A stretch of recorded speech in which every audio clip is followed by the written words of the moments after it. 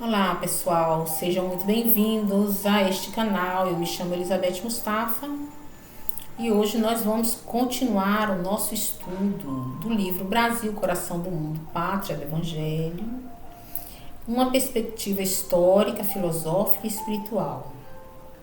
Se você já assistiu o outro vídeo que trata do primeiro reinado, da independência do Brasil, trata também do fato de Dom Pedro II ser chamado por Jesus na figura de Longinos a reencarnar no Brasil com a missão espiritual de conduzir o Brasil a uma nova era de desenvolvimento espiritual, material. Nós vamos aqui dar continuidade a este conteúdo, iniciando então o estudo do segundo reinado.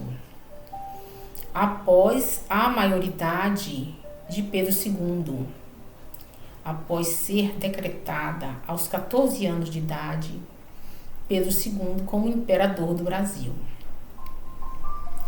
Então nós vamos aqui relembrar do fato dele ter ficado sozinho aos 5 anos de idade, sob a tutela dos amigos, que nós já falamos em outro vídeo também, sobre José Bonifácio, sobre a sua amiga, a Dadama, que era sua orientadora, educadora, e também do querido amigo Rafael, o negro Rafael, que acompanhou ele toda a sua trajetória. Porém, ele vai se desenvolvendo, assume a posição de imperador do Brasil muito jovem, e nesse desenvolver-se, o Brasil também cresce, o Brasil se acalma. O Brasil vai ter neste período um grande desenvolvimento econômico. E Pedro II vai crescer em meio a esse desenvolvimento, com muito amor à cultura, porque ele é realmente preparado culturalmente, ele fala várias línguas, ele ama a música clássica, ele ama as ciências. Então vamos ver o que o nosso querido Humberto de Campos descreve sobre este momento de desenvolvimento de Pedro II e como ele era querido no Brasil nesta época. Aqui na página 153 do meu livro Brasil, Coração do Mundo, Pátria do Evangelho, um capítulo que fala da Guerra do Paraguai, na introdução, Humberto de Campos descreve como foi esse princípio, não é, do segundo reinado, e como Pedrinho era querido, como ele se posicionava diante da nova tarefa. Aspas para Humberto de Campos. Dom Pedro II, à medida que ia ampliando o patrimônio das suas experiências em contato com a vida e com os homens, amadurecia cada vez mais as belas qualidades do seu coração e de sua inteligência. Veja como ele coloca aqui que Pedro II é uma alma pura, uma alma boa, de coração puro, inteligente, sensível, não é? E continua aqui. Suas virtudes morais granjearam para a sua personalidade mais que uma simpatia popular, pois o generoso imperador, de cuja dotação se beneficiavam tantos pobres e se educavam inúmeros estudiosos sem recursos, vivia aureolado pela veneração carinhosa das multidões. Então Pedro II é muito querido. Então ele coloca aqui também neste trecho como Pedro II auxiliou aqueles que não tinham recursos para estudar, como é o caso de Carlos Gomes, um eminente músico, cantor de ópera, que recebeu recursos de Pedro II e que teve uma carreira brilhante nos salões, nos teatros na Europa. Aqui no Brasil, ele é reconhecido como esse grande cantor, esse grande músico que expressou para o mundo todo a cultura brasileira. Então, Carlos Gomes é uma dessas figuras eminentes que foi auxiliado por Pedro II. Outro destaque nós damos aqui também ao nosso grande escritor, se não o maior de todos os tempos, o Machado de Assis, que também recebeu recursos e apoio do nosso querido Pedro II. Então, Pedro II, ele não só estimulou o Brasil à cultura, aos estudos, à música, à arte, como também auxiliou inúmeros personagens que receberam recursos por não terem condição de estudar, e aqui ele vai auxiliando e desenvolvendo as artes para o povo, para o mundo inteiro. O que granjeou para o mundo inteiro, inclusive, essa sua característica, fazendo com que todos, inclusive todos gostassem de Pedro, não só no Brasil, como também na Europa. Pedro II, além de ser um coração muito generoso, Pedro II era um grande republicano, apreciador do iluminismo, das liberdades, do pensamento de liberdade, igualdade, fraternidade, que em meio a tantas revoluções se desenvolveram no mundo neste período, no período anterior, no século XVIII. E Pedro II é essa figura mesmo republicana. E aqui no livro a gente vê um trecho que fala sobre esta questão, esse caráter de respeito à liberdade que Pedro II tinha. Veja só. Agora na página 154 você vai ver aqui, ó. A verdade, contudo, aspas, a verdade, contudo, é que o Brasil nunca atravessou um período de tamanha liberdade de opinião. Somente as nacionalidades de origem saxônica gozavam esse tempo no planeta da mesma independência e das mesmas liberdades públicas. Veja aqui como ele está colocando, viu? Que era aqui uma verdadeira democracia, que existia aqui liberdade de opinião, porque nós sabemos que os jornais da época, que estavam já em desenvolvimento no Brasil, nós tínhamos uma imprensa régia, que é uma imprensa voltada a defender os interesses do Império, que falava sobre as coisas boas que o Império fazia, mas como também tínhamos vários jornais da época que criticavam, e tinha-se uma verdadeira liberdade de pensar e de circular essas notícias entre o Brasil, entre as pessoas. Então, o segundo reinado é palco de um grande desenvolvimento. Principalmente, nós vamos ver agora o desenvolvimento da cafeicultura. O café passa a ser o ouro negro da época, que traz grandes riquezas para o Brasil. E aí, com o fim do tráfico dos escravos, também nesse período, em 1850, a gente vai ver o fim do tráfico, e a mão de obra começa a escassear. E aí a lavoura cafeeira crescente, ela necessita de mão de obra, o que Dom Pedro começa então a estimular a entrada de muitos e muitos imigrantes que vêm da Europa, inclusive participar da lavoura cafeeira e dividir espaço nessa mesma lavoura com os negros africanos ainda escravos.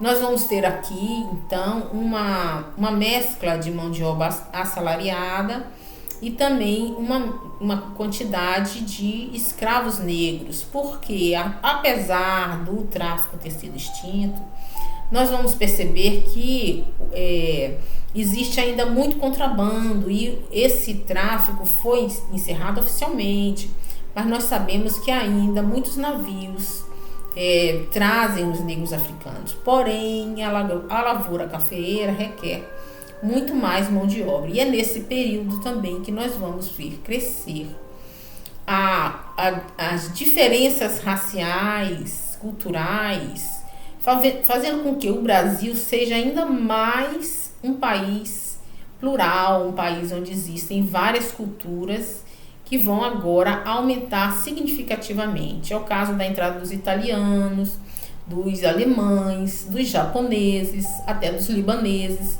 e vários outros que vão entrar neste período. Porque nós também temos que destacar o desenvolvimento da indústria brasileira, que vai surgir agora, as vias férreas, não é? Nós vamos ter aqui algumas fábricas que vão começar a se desenvolver aqui no Brasil, que nós vamos reconhecer, inclusive, pelo nome de Era Mauá, porque o Barão de Mauá, que é uma figura muito importante, um grande empreendedor, vai impulsionar todo esse desenvolvimento. Então, o Brasil, ele vai se tornando, na América Latina, um dos países mais bem estruturados, economicamente ativo, e isso vai fazendo com que o Brasil se torne mais orgulhoso, mais vaidoso, que os brasileiros se achem mais importantes na América Latina e que tratem também nossos irmãos paraguaios, uruguaios, argentinos como se fossem pessoas de segunda categoria. E isso vai prejudicar muito o Brasil nesse sentido, porque esse sentimento vai fomentar ali um interesse de domínio das terras ali do sul, naquela bacia do Plata, não é? A bacia do Plata, a bacia Platina, é uma bacia composta dos 3 grandes rios, Paraná, Paraguai e Uruguai. E essa região agora, nesse momento, no Segundo Império, vai se tornar uma região muito conflituosa, principalmente porque as linhas divisórias das nações, elas ainda estão praticamente sem delimitação precisa. Alguns consideram o rio de um lado de uma nação e de um lado de outra, como se fosse uma divisória natural entre as nações, não é? Como se o Uruguai, a Argentina, o Paraguai estivessem ali bem delimitados, mas que na verdade não estão. Então as lutas por espaços territoriais na região do Prata é muito grande e nós vamos ver ali conflitos constantes por essa delimitação, conflitos constantes pela navegação dos rios, porque a bacia Platina, ela é uma bacia que tem águas tranquilas para navegação em alguns trechos e que tem águas que são caudalosas, tanto é que foram construídas ali hidrelétricas que geram energia elétrica hoje em dia, inclusive para o nosso país, né, muito grandemente. E essa região é aí muito cobiçada, as nações querem ter o domínio dessa navegação, mesmo porque alguns países ali só podem ter acesso ao mar através da navegação desses rios. E nós vamos ver esse conflito acontecendo. Só que nós que estudamos o Brasil a partir de uma perspectiva espiritual, vamos perceber que Pedro II foi enviado por Jesus e quando Jesus trouxe Pedro II para o planeta na missão de ajudar o Brasil a se desenvolver, ele deixou clara uma recomendação de que Pedro II não se envolvesse com nenhum tipo de guerra externa. O que nós vamos ver aqui um trecho relembrando aquele vídeo, para que nós possamos compreender a importância dessa guerra e da participação do Brasil neste momento, muito importante. Então, relembrando, Jesus veio até Longinos, na época em que ele estava ainda na fase espiritual, e recomendou para ele que se ele cumprisse a sua tarefa, seria a última encarnação no planeta Terra. Nesse trecho aqui ele vai dizer, aspas para Humberto de Campos, na página 125. Essa missão, se for bem cumprida por ti, constituirá a tua última romagem pelo planeta escuro da dor e do esquecimento. Não é? A tua tarefa será daquelas que requerem um máximo de renúncias e devotamento. Então aqui ele deixa uma questão muito clara para Pedro, para Longinos, que veio como Pedro II. Eu vou agora contextualizar isso aqui porque é muito importante para que a gente compreenda. Porque para a gente compreender a história numa perspectiva espiritual, nós temos que reconhecer quem somos. Nós temos que saber que o planeta Terra é um planeta de expiação e provas. Quando ele fala aqui no planeta de esquecimento e escuro e de dor. Então nós estamos falando aqui de um planeta de expiação e provas. O nosso planeta é um planeta ainda de muita dor e muito sofrimento. Porque nós que estamos aqui somos devedores e estamos aqui para resgate espiritual. Precisamos compreender essa questão para que a gente avance, para que a gente compreenda quem somos. O estudo de história, de filosofia, ele traz esse resgate social, não é? Que nós estamos aqui inseridos através da sintonia. Porém, nós precisamos compreender quem somos. E na medida em que compreendemos que estamos nesse planeta de dor e que toda a nossa trajetória aqui requer muita renúncia, aí então poderemos entender a dor cristã. Porque compreender a dor cristã é muito difícil para aqueles que acreditam que estão aqui neste planeta apenas para o deleite, para os desejos e para a glória material. Precisamos compreender que somos espíritos em evolução e parar de ter ilusões materialistas. E Pedro, neste momento, recebe essa missão. E missão é outro conceito que nós temos que compreender também. Porque missão é dada a missão, mas não quer dizer que a pessoa vai cumprir. Muitos não cumprem. Já citei aqui vários, inclusive. Não cumprem a sua missão.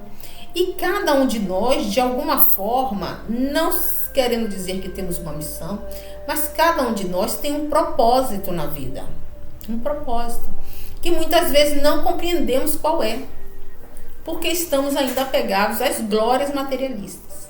Vamos pensar nisso. E voltar aqui para a questão de Pedro II. Então, foi recomendado a Pedro II que ele viesse e se cumprisse essa missão, como ele recomendou, como Jesus recomendou, não é? Seria a última encarnação dele no planeta. Será que é a última? Vamos ver a seguir. Tem mais um trecho aqui que ele recomenda. Ó. Ele recomenda para Pedro II, aspas, na página 125. Ampara os fracos e os desvalidos, corrige as leis despóticas e inaugura um novo período de progresso moral para o povo das terras do Cruzeiro. Olha o que ele está falando aqui, hein? Ampara os fracos. Já tem aqui uma dica sobre a escravidão. Porque nós temos que reconhecer que aqui a escravidão no Brasil já está para lá de atrasada. Os outros países já romperam com esse problema.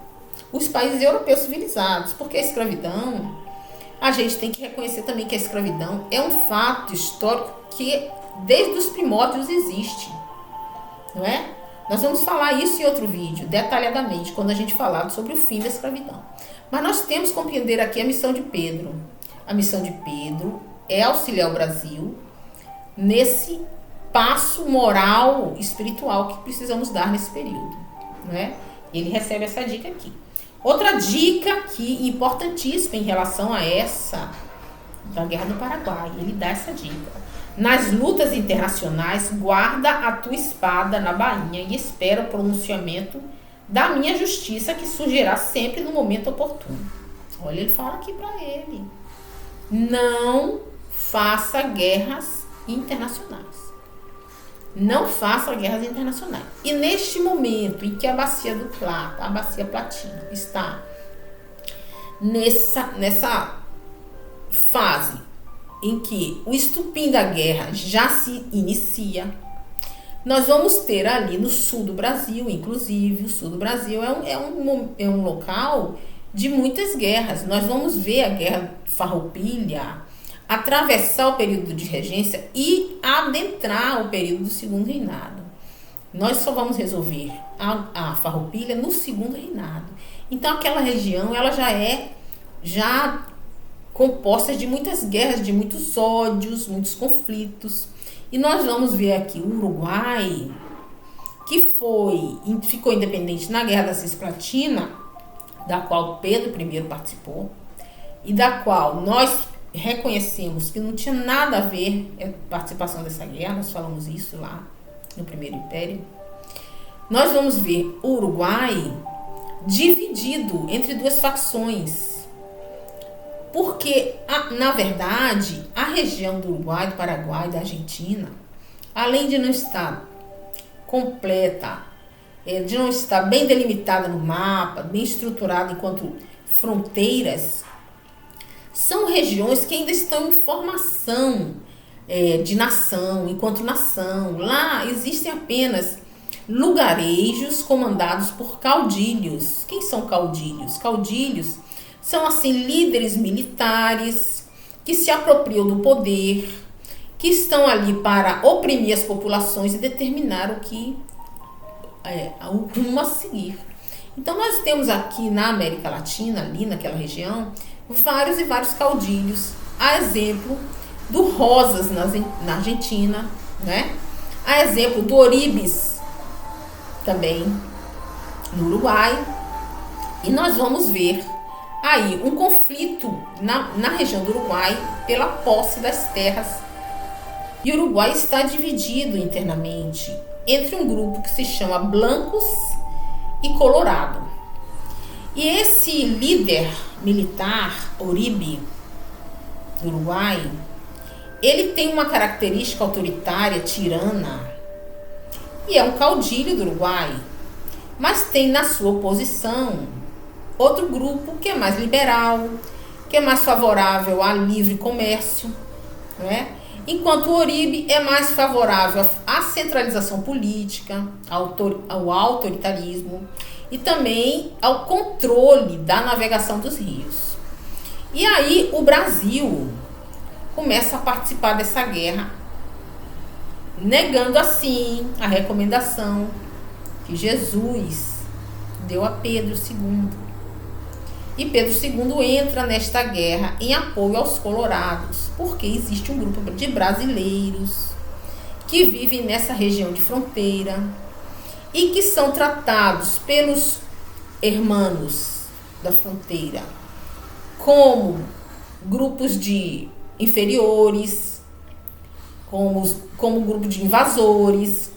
E esses brasileiros vão até Pedro II solicitar uma intervenção para que eles tenham garantias políticas e possam viver nas suas terras sem serem sempre invadidos pelos hermanos da fronteira, ali naquela região do Uruguai.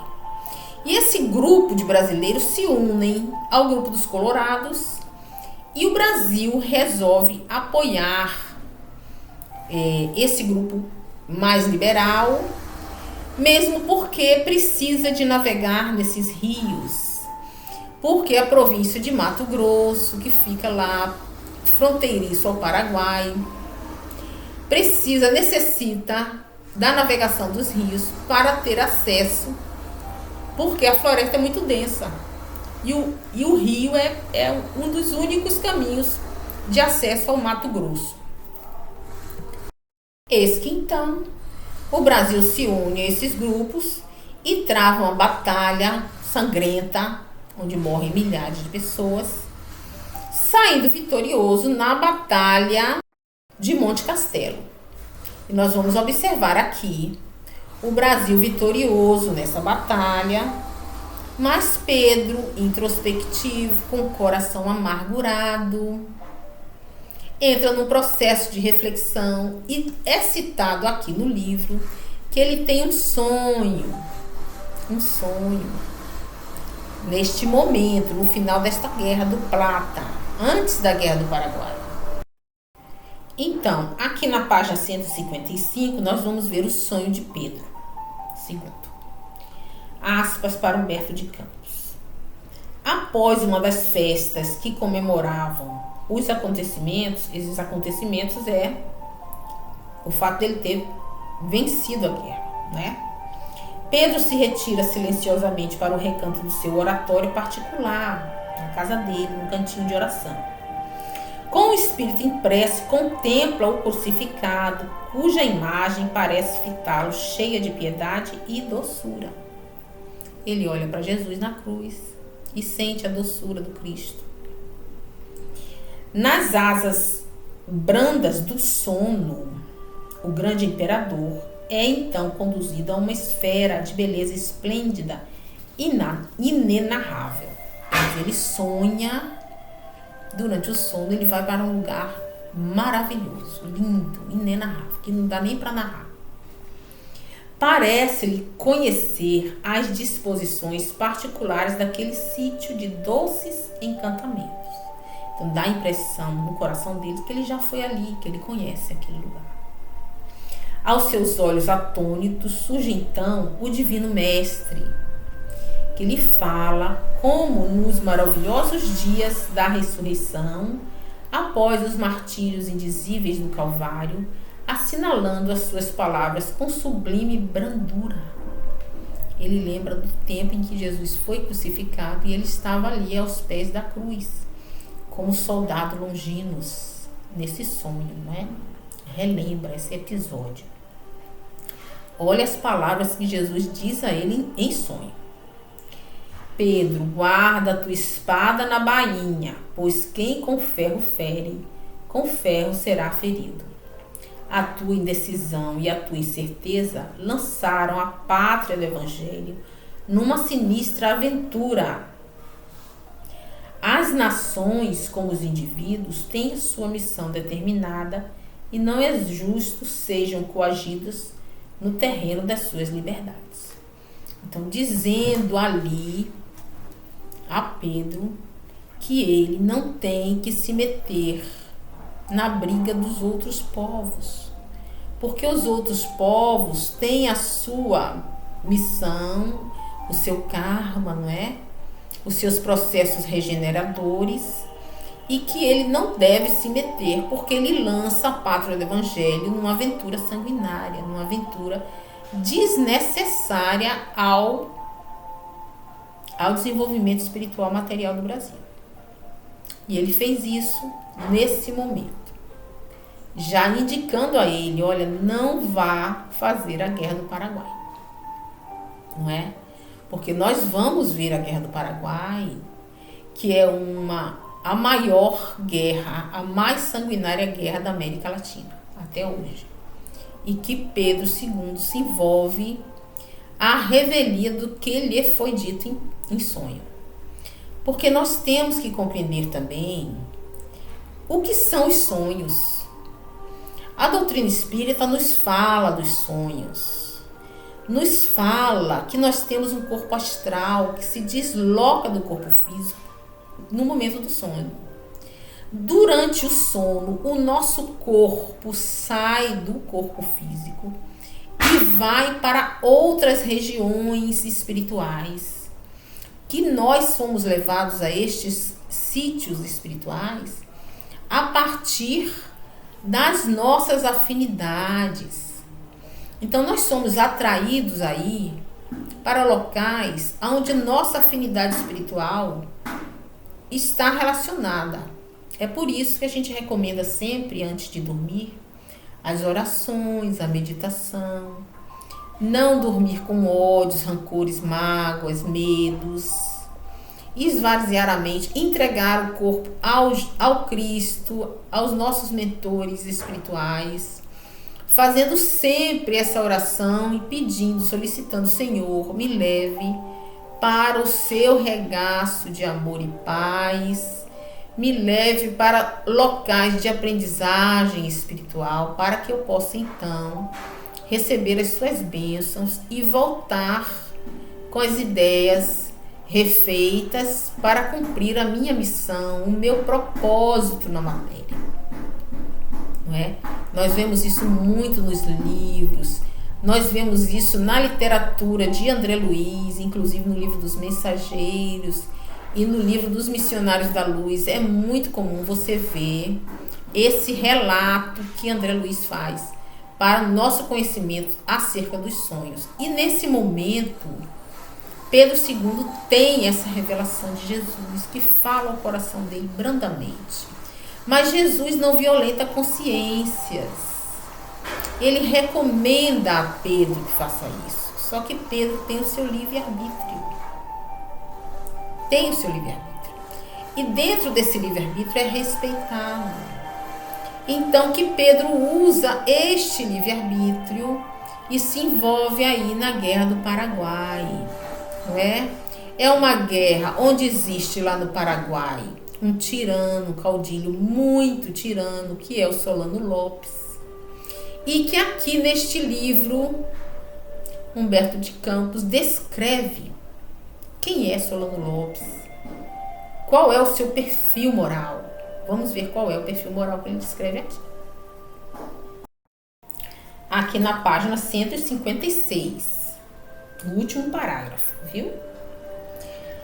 Aspas para Humberto de Campos. O Paraguai, como os outros países vizinhos, vivia reduzido à condição de feudo militar. Olha o que eu falei para vocês. Era um feudo militar. Era uma estrutura assim, pequena. Não era um país como nós compreendemos hoje, uma nação. A lei marcial imperava ali sistematicamente. E Solano Lopes não receou arrastar o povo àquela terrível aventura. Então, Solano Lopes, que era um tirano autoritário, arrastou o Paraguai para essa aventura terrível de expansão, porque ele já vinha desenvolvendo a indústria bélica e ele tinha interesses expansionistas. Porque o Paraguai agora está no momento de desenvolvimento da indústria, de desenvolvimento da educação, não é? De desenvolvimento das cidades, e ele, na sua vaidade, em vez de fomentar mais o desenvolvimento local, resolve expandir, querendo invadir a Argentina, o Uruguai, para ter passagem aos seus produtos até o oceano. Porque é um interesse expansionista de escoamento dos seus produtos industrializados. Nessa incipiente indústria que vem surgindo aqui no Paraguai. Então, sua personalidade como político não era inferior à dos caudilhos do tempo e grandes valores poderiam ser incorporados às suas tradições de chefe. Quer dizer, ele era um grande chefe, ele era um grande líder, mas era um caudilho, né? Muitas vezes apresentado como tirano, cheio de crueldades nefandas, tá vendo? Dizendo que ele era cruel, ele não era uma pessoa acessível, não. Se os frequentes desastres das armas paraguaias, né, e os triunfos do Brasil não acabassem por desorientá-lo inteiramente, levando-o a queimar o último cartucho da sua amargurada desesperação e a perder a posição nobre que a história indubitavelmente lhe reservaria. Então, se ele fosse prudente, se ele fosse coerente, o chefe militar, não é? Mesmo sendo um chefe militar, ele poderia entrar para a história de uma outra forma. Porque nós sabemos que após o Brasil vencer a batalha que deu fim à Guerra do Plata, sendo vitorioso para o Uruguai, do lado dos colorados, dos mais liberais, não é? Nós vamos ver o Paraguai preocupado com essa vitória do Brasil, preocupado com esse crescimento econômico do Brasil. E aí ele vai atacar o Brasil, né, fazendo prisioneiro um navio que está ali próximo ao Maranhão, um navio chamado Marquês de Olinda, e aprisionando então o governador da província do Maranhão. O que vai deixar Pedro II muito preocupado, né? E já ciente de que não poderia deixar o Paraguai avançar. Aí eu faço essa pergunta para você. Você acha que Pedro II deveria deixar o Paraguai invadir, não fazer a guerra, não é? Como você acha que devia Pedro II agir, né? Porque o Solano Lopes, ele vai tomar o Maranhão, ele vai entrar naquela região de maneira violenta, ele vai violentar pessoas, matar aos milhares, destruir cidades inteiras e posteriormente ele ainda vai invadir o Rio Grande do Sul com o mesmo nível de violência. Então seria possível Pedro não fazer o que fez? E qual é a resposta de Pedro II? Ele faz uma aliança, porque a Argentina, que já tinha interesses nas terras paraguaias, teme também o avanço do Paraguai e resolve se aliar Argentina, Uruguai e Paraguai e formar a tríplice aliança contra o Paraguai. E aí nós vamos ver uma série de batalhas sangrentas e com destaque para este tratado em que esses três países assinam. Uma das cláusulas é que não pode nenhum dos três países declarar o fim da guerra de maneira unilateral. E outro detalhe desse tratado é que a guerra só acaba com a captura de Solano Lopes. E nós vamos ter aqui várias e várias batalhas. No começo, o Brasil tinha aproximadamente 18 mil soldados e o Paraguai mais de 70 mil soldados. O Paraguai estava muito mais preparado, não é? Então, Dom Pedro lança uma lei para trazer soldados, para chamar soldados para a guerra, que ele chama de voluntários da pátria. E ele é o voluntário número 1, o próprio Pedro II.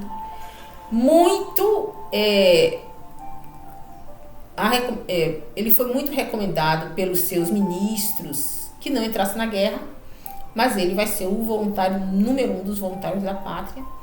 E nessa convocação, né, de voluntários, ele chama vários homens livres, oferecendo dinheiro, terras e privilégios para os homens livres.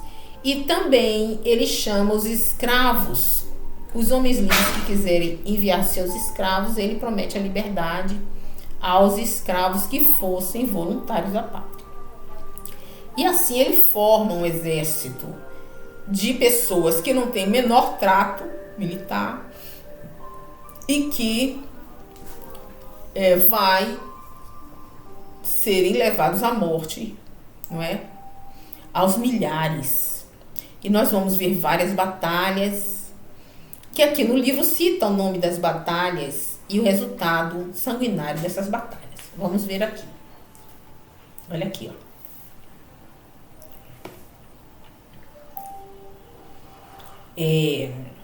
Aspas, da página 157.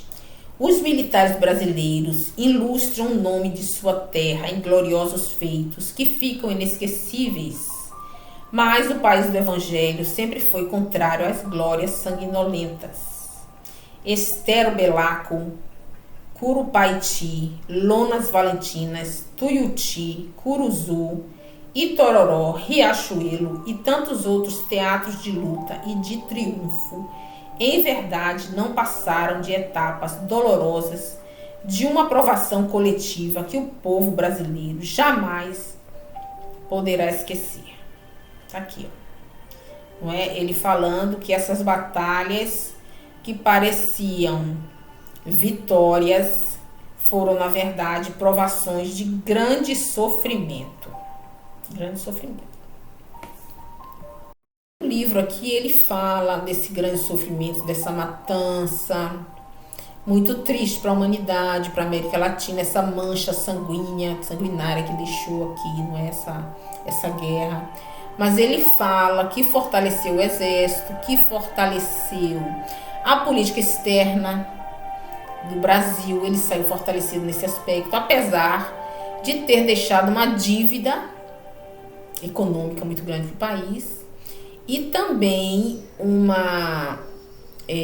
não teve lucro nenhum com essa batalha. Foi uma batalha em glória, que na verdade só deixou mesmo essa sensação de poder, não é diplomático em relação aos outros países. Ele fala aqui no final aqui, ó, dessa página 157. A realidade, entretanto, é que o Brasil retirou deste patrimônio de experiências os mais altos benefícios para a sua política externa e para a sua vida organizada, sem exigir um vintém dos proventos de suas vitórias. Tá vendo aí? Ele não exigiu nada e saiu fortalecido a nível de política externa.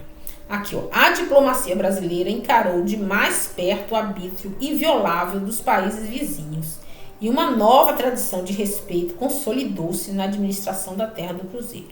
Então, a partir de então, e observando o saldo que foi uma matança, que na verdade essa guerra só tem perdedores, o Brasil percebeu que não é nada bom participar, intervir na política externa de outros países. Aí sim, Pedro, depois de ter percorrido todo esse processo doloroso, reconheceu que não se deve interferir na política externa dos outros países. E hoje nós temos aqui no Brasil, não é, essa união dos povos em relação aos nossos irmãos argentinos, uruguaios, paraguaios, ali na questão do Mercosul, que é um tratado econômico de auxílio mútuo, não é, que demonstra essa ajuda entre os povos, entre os países,